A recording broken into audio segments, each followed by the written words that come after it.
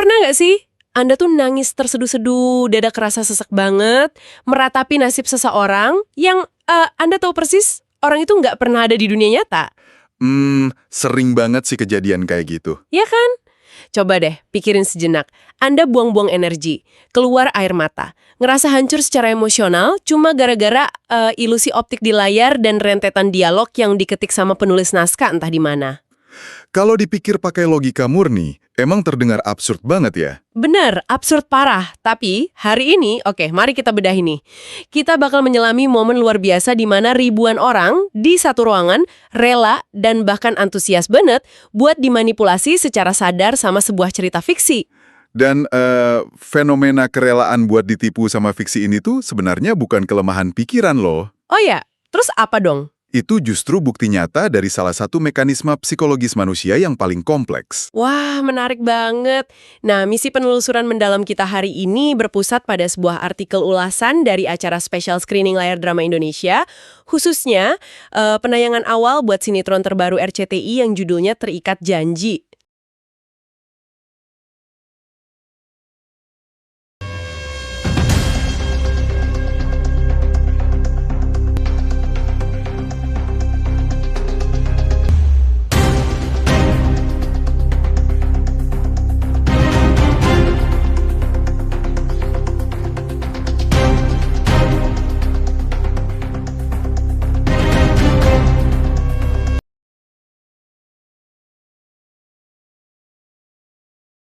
Ini bukan sekedar acara kumpul-kumpul atau nonton bareng biasa kan? Sama sekali bukan.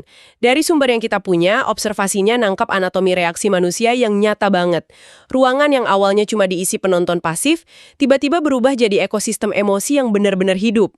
Lautan emosi yang masif, bisa dibilang gitu? Tepat, pas episode awal Terikat Janji diputar, ekspresi penonton tuh beragam banget.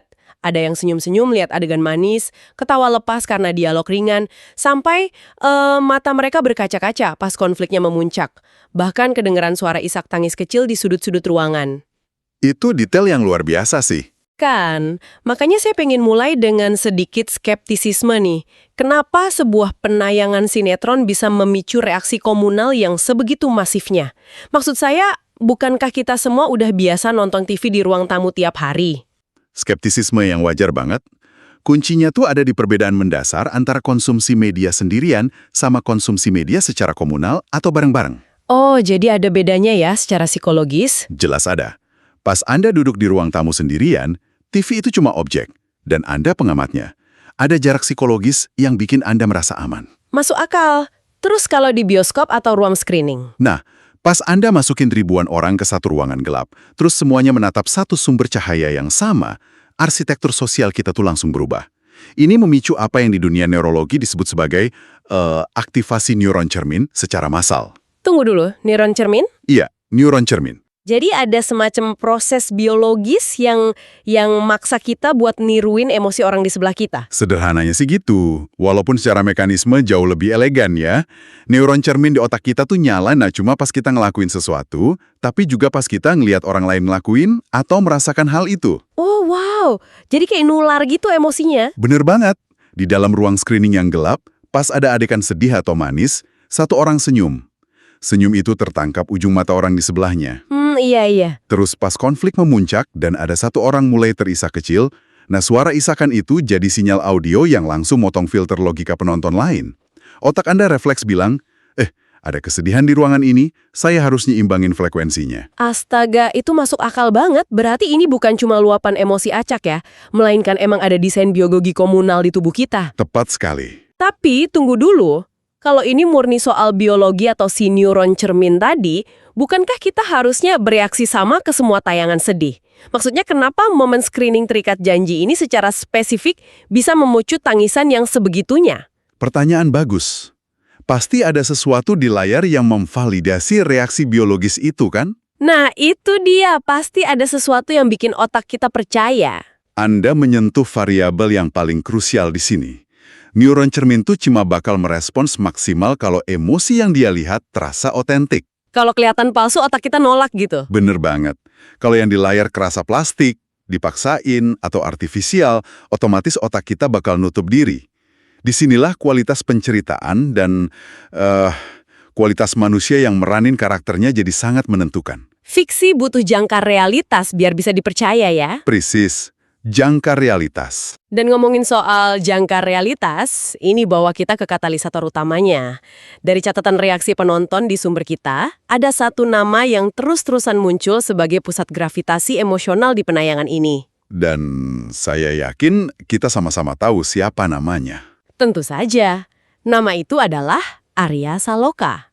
Arya Saloka bareng lawan mainnya Aisha Asun Sao itu bener-bener bawa warna baru yang seger banget. Mereka tuh nggak cuma mainin karakter, tapi menghidupkannya. Setuju. Tapi yang bikin saya bener-bener takjub adalah bagaimana Arya Saloka ngelakuin hal itu. Maksudnya, kekuatan detail akting Arya Saloka tuh beda dari yang lain. Setiap tatapan, setiap dialog, sampai jeda dalam akting Arya Saloka terasa begitu dalam. Yang menarik di sini adalah teknik spesifik yang dia eksekusi di depan kamera. Daya tarik Arya Saloka itu ternyata jauh melampaui sekedar presensi visual atau ya sekedar karisma layar yang standar. Bener banget, dan ini tuh kayak menantang stigma yang udah lama nempel di masyarakat kita soal sinetron kan? Oh, stigma soal akting sinetron yang lebay itu. Iya, sering banget kita tuh meremehin akting sinetron. Dianggapnya cuma melodrama murahan, kamera yang zoom in, zoom out cepet banget, aktor yang teriak-teriak marah sampai urat lehernya mau putus. Atau tangisan histeris yang musik latarnya kenceng banget sampai bikin sakit kuping. Nah itu, kita tuh sering nyamain akting yang bagus dengan akting yang keras. Tapi performa yang ditunjukin sama Arya Saloka ini justru kebalikannya. Dia pakai pendekatan yang beda jauh. Kan, bukankah menguasai emosi penonton lewat detail kecil, terutama lewat sebuah jeda, itu butuh teknik yang jauh lebih tingkat tinggi? Bukankah jeda yang hening seringkali berbicara lebih keras daripada teriakan? Saya sepakat 100% sama observasi Anda. Dalam seni peran, ada pepatah yang bilang kalau akting itu adalah bereaksi. Oke. Tapi, tingkatan paling tinggi dari akting adalah apa yang Anda lakuin pas Anda justru nggak lagi ngucapin dialog apa-apa. Wow, itu dalam banget. Maksudnya pas hening gitu. Betul. Pas Arya Saloka pakai jeda, momen hening di mana nggak ada satu kata pun yang keluar, dia tuh sebenarnya lagi memanipulasi tempo emosi satu ruangan penuh. Jadi jeda yang dilakukan Arya Saloka ini bukan karena dia lupa naskah dong ya? Wah, jelas bukan. Itu ruang tarik napas yang sengaja banget diciptain. Sebuah teknik tingkat tinggi. Jadi jeda itu bertindak kayak semacam kanvas kosong buat para penonton? Tepat. Coba bayangin, kalau aktor numpahin semua rasa sakitnya lewat dialog panjang dan tangisan meledak-ledak, penonton tuh cuma jadi saksi mata aja. Cuma nontonin orang menderita aja ya? Iya, mereka cuma ngeliat aktor itu sedih, tapi pas aktor sekelas Arya Saloka terdiam, menatap dengan mata yang penuh konflik batin, nahan kata-kata di ujung lidahnya, penonton nggak punya pilihan lain. Nggak punya pilihan selain ngisi keheningan itu sendiri? Bener. Mereka mulai memproyeksikan kecemasan, harapan, dan rasa sakit mereka sendiri ke dalam keheningan yang udah disiapin sama Arya Saloka tadi. Astaga, merinding saya dengarnya. Itulah alasannya kenapa tangisan penonton bisa tiba-tiba pecah. Melalui jeda tersebut, mereka tuh sebenarnya lagi nangisin diri mereka sendiri. Itu perspektif yang luar biasa brilian sih. Jadi Arya Saloka nggak mendikte penonton harus ngerasa apa. Sebaliknya, Arya Saloka membukakan pintu dan ngebiarin penonton masuk sendiri ke dalam ruangan emosi itu. Dan penguasaan teknik inilah yang ngebangun fondasi kepercayaan audiens. Gak heran ya kalau kehadiran Arya Saloka bisa ngendaliin ritme napas ribuan orang di bioskop itu. Benar banget. Pas aktor konsisten ngasih kejujuran emosional kayak gitu, penonton mulai menginvestasikan perasaan mereka sepenuhnya. Nah, ngomongin investasi perasaan, kalau energinya sebegitu intens di dalam bioskop, pertanyaan logis berikutnya adalah, apa euforia ini bakal menguap gitu aja pas mereka keluar dari pintu bioskop? Jawabannya tentu aja enggak. Bener, ternyata enggak. Layar kaca itu cuma titik awalnya. Residu emosi ini justru meledak dan merambat cepet banget di dunia maya. Antisipasi lintas generasi sebelum sinetron ini tayang rutin tuh luar biasa banget. Jejak digital audience tuh sering banget jadi data sosiologis yang paling jujur loh. Apa sih yang sebenarnya mereka obrolin di medsos? Ada beberapa komentar spesifik dari sumber kita yang nangkep harapan lintas generasi ini. Misalnya, ada yang nulis gini, makin gak sabar nih mau ketemu Davina Sena, artis terbaikku. Wah, Itu bukti karakternya udah nyuri hati dan hidup di benak mereka ya. Iya, tapi ada satu kutipan yang paling narik perhatian saya karena jangkauan demografisnya luas banget. Komentarnya gini, emak-emak demam terikat janji, pasti karena ada Arya Saloka nih. Menarik banget itu. Terus ada lagi yang lebih personal, sudah nggak sabar lihat akting Mas Arya. Nah, saya pengen muji pemikiran ini nih. Bukankah hal ini bisa aja cuma sekedar fanatisme selebritas biasa? Maksudnya sekedar ngefans sama orang ganteng gitu. Iya, orang suka aktor yang tampan, terus mereka ngeramein media sosial, apa bedanya ini sama tren penggemar biasa? Jika kita kaitkan ini dengan gambaran besarnya, mereduksi fenomena ini cuma jadi fanatisme selebritas itu adalah sebuah kesalahan analisis yang fatal. Oh ya, kesalahan fatal gimana? Mari kita bedah komentar. Sudah nggak sabar lihat akting Mas Arya tadi. Kata kuncinya tuh bukan di nama aktornya, tapi di kata akting atau karyanya. Jadi mereka nungguin performanya ya, bukan sekedar mukanya. Tepat. Ini adalah manifestasi dari apa yang di dunia sosiologi media disebut sebagai garansi emosional. Penonton pengen ngerasain lagi emosi yang pernah dikasih sama sang aktor sebelumnya. Ada ikatan kepercayaan di sana. Garansi emosional, konsep yang menarik. Gimana tuh cara kerjanya di masyarakat kita? Gini, di dunia nyata, hidup ini kan penuh ketidakpastian. Hari-hari kita penuh rutinitas yang bikin capek, tuntutan kerjaan yang numpuk, sampai konflik domestik di rumah. Bener banget, bikin stres. Nah, secara sadar atau enggak, masyarakat kita terutama demografis emak-emak yang sering banget mikul beban emosional keluarga tanpa sempat mikirin perasaannya sendiri, mereka tuh nyari tempat berlabuh yang aman. Saya mulai paham arahnya. Jadi pas mereka bilang mereka demam sinetron ini karena kehadiran Arya Saloka, mereka tuh sebenarnya lagi deklarasi. Mereka bilang, saya tahu aktor ini. Saya percaya kemampuannya. Kalau Arya Saloka ada di layar, saya dijamin bakal dapat pelepasan emosi yang memuaskan gitu ya. Persis. Mereka kayak lagi beli tiket tak terlihat buat menuju katarsis atau pelepasan emosi yang benar-benar aman. Berarti drama ini tuh bertindak kayak kuda Troya psikologis dong? Kuda Troya gimana maksudnya? Ya, dia masuk ke ruang keluarga kita tiap malam pakai kedok hiburan ringan. Mungkin kelihatannya cuma romansa, komedi, atau intrik keluarga biasa. Tapi begitu dia udah di dalam rumah, dia buka pintunya dan ngeluarin cermin. Cermin yang maksa penonton ngadepin perasaannya sendiri. Bener, maksa penonton ngadepin harapan, rahasia, bahkan kekecewaan mereka sendiri. Dan hebatnya, semua itu dilakuin tanpa bikin mereka merasa dihakimi. Analogi kuda Troya itu akurat banget, asli. Inilah alasannya kenapa tayangan kayak gini bisa melintasi batas generasi. Karena nyambung ke semua umur ya? Betul, remaja mungkin nonton buat nyari referensi soal romansa ideal.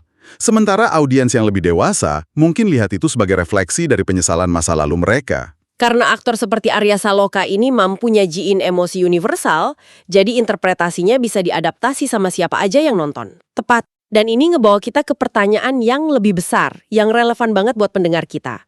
Mengapa tontonan fiksi sangat berarti bagi manusia? Dari teks sumber kita, jelas banget kalau sinetron bukan lagi sekedar hiburan lewat. Tapi udah berubah wujud ya? Iya, sinetron ini udah berevolusi jadi sebuah ruang emosional.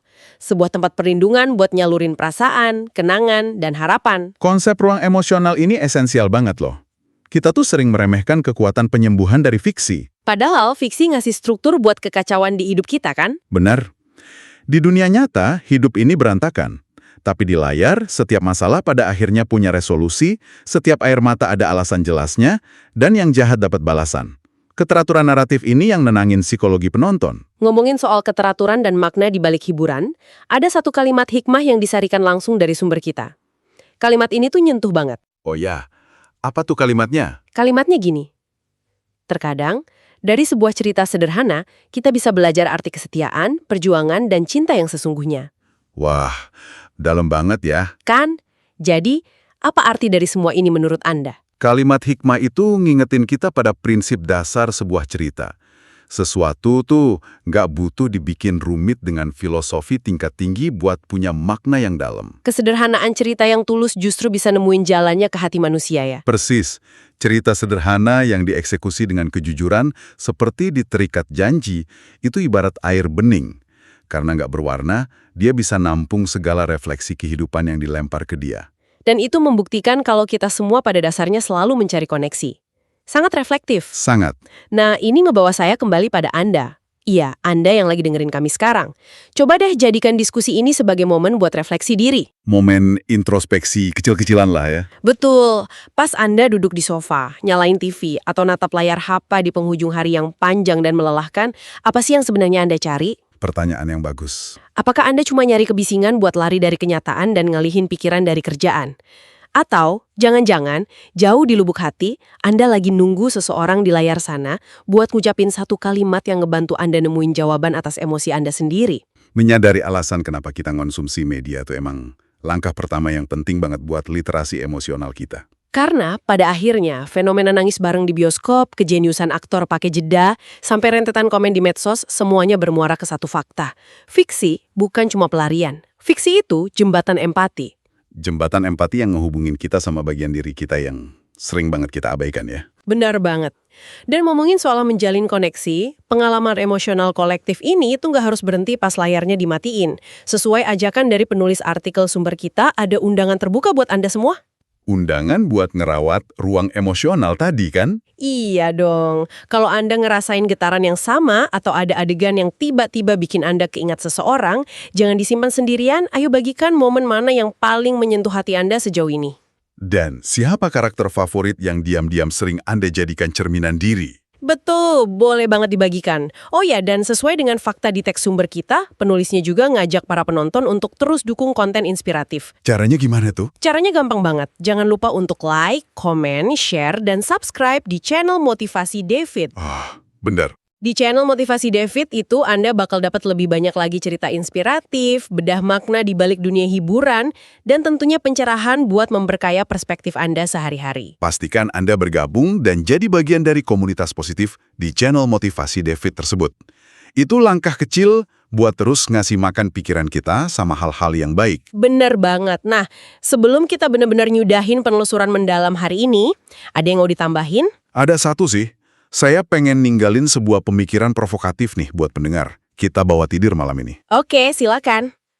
Kita tuh sering kali dikondisikan buat nyari pelajaran hidup dari buku-buku filosofi yang berat dan rumit. Atau kita ngerasa harus bayar mahal ikut seminar eksklusif biar dapat pencerahan. Iya, sering banget kayak gitu.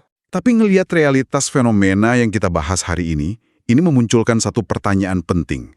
Bagaimana jika cerminan paling jujur, paling brutal, tapi sekaligus paling menyembuhkan dari kebutuhan emosional kita yang tersembunyi, justru nggak ada di mimbar akademik yang mahal. Wah, lalu ada di mana? Bagaimana jika cerminan itu justru terpampang jelas setiap malam di dalam bingkai layar kaca di ruang keluarga kita sendiri? Wow, itu perspektif yang benar-benar menjungkir balikan cara kita mandang apa yang sering kita anggap sekedar hiburan remeh. Sesuatu yang patut direnungkan kan?